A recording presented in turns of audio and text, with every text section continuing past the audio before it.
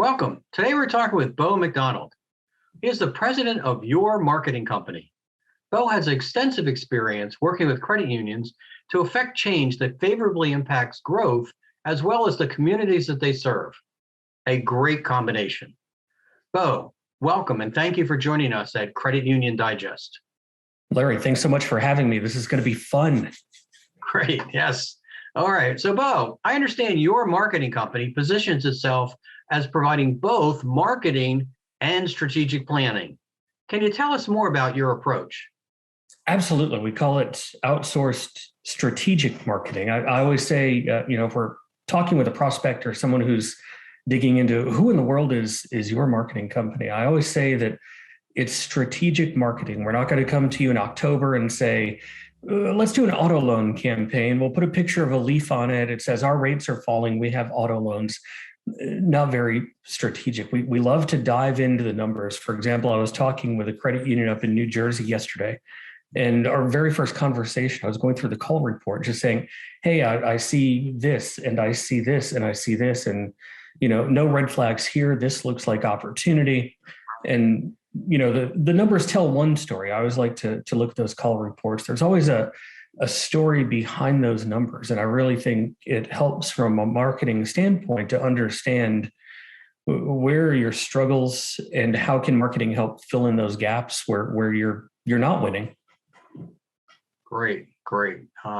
That's really great. And I like your approach, your grounding in the numbers and having those conversations to understand what is behind the numbers or what the numbers might be saying from an opportunity standpoint. So following on your thinking of strategic planning, I understand that when you work with credit unions, you seek to identify their ideal member. Can you expand on that concept and provide perhaps a few examples? Yeah, absolutely. It really builds on what I just talked about. If you don't understand who you're talking to, you're going to waste a lot of money. The red flag I always get when I'm talking to a credit union is when they say, our ideal member is anyone that needs a loan. We just need to make loans. And I think to myself, okay, if someone with a 480 credit score comes to you, you're probably not going to make that loan. If someone comes to you wanting a $700,000 mortgage, can you make that loan? And then we start realizing, wait a minute, not every loan is a good loan or a loan that we want. So we really try to build that ideal member. And I think some of the mistakes that credit unions make is, well, we want young members. We want a 680 credit score or above, 35 years old, a family, they want to buy a house. If I had $1 for every time I heard that, every bank, every credit union is going there. So I always say, let's look at the opportunity in your community. Mm-hmm. Who's not being served well and who can you serve well? So that if you give me $1 for marketing, that's all you give me, $1. Where am I going to spend it and what am I going to say with that $1 so that we're getting you the loans you want, the members you want that you can serve well? Great. That makes a lot of sense because, my ideal member may be different than the ideal member of another credit union in another place in the country. So it really makes a lot of sense to focus in and identify that ideal member, and that obviously meshes with the strategic planning conversations that you're having. So thanks, Bo. So go ahead. I was just going to give a few examples of that because I said what you shouldn't do. There's some best practice credit unions out there. I always talk about Columbine Federal Credit Union, where they've identified the niche as motorcycle loans. That's a very niche thing. But if you go to their Facebook page, you're going to see a lot of tattoos. You're going to see a lot of beverage drinking, not in excess, but everything that we do looks like the Columbine member. We know who that member is. Members Credit Union up in Connecticut. It's kind of the same thing. They were a teachers credit union. They've rebranded to be a credit union serving the Hispanic community. They know who that member is, a Latino who wants to buy their first home. Very different than a normal mortgage process. So those are just two best practice credit unions I always look at and say it's not just about finding that millennial, that person with a good credit score, but there's niches in every community that need to be served.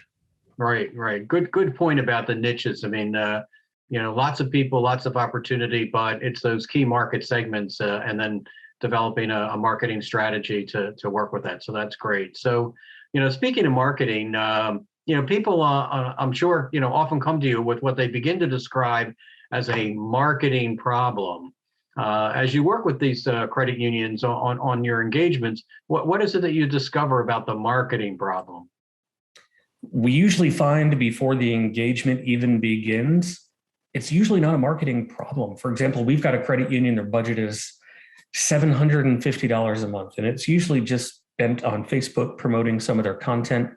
Mhm. They're growing, they've got double-digit loan growth every quarter for the last 3 years. So it's not about marketing. A lot of times it's about internal problems, but marketing is that shiny thing. Marketing is that thing that everyone thinks they can understand. So let's gravitate towards fixing marketing because we can understand it. I always equate that to a car sitting in your driveway that's not running, but we throw some fresh paint on it. We change the tires, but it's still not running. We haven't solved the actual problem. I think back, gosh, this is about 2 or 3 years ago, a credit union had brought us in to do their marketing. And through the onboarding process, we spent 2 intense days with their leadership team. We found that they wanted more loan growth. When we dug into the numbers, out of 380 approved loans that month prior, they'd only funded 80. What happened to these other 300 loans that you approved but didn't fund?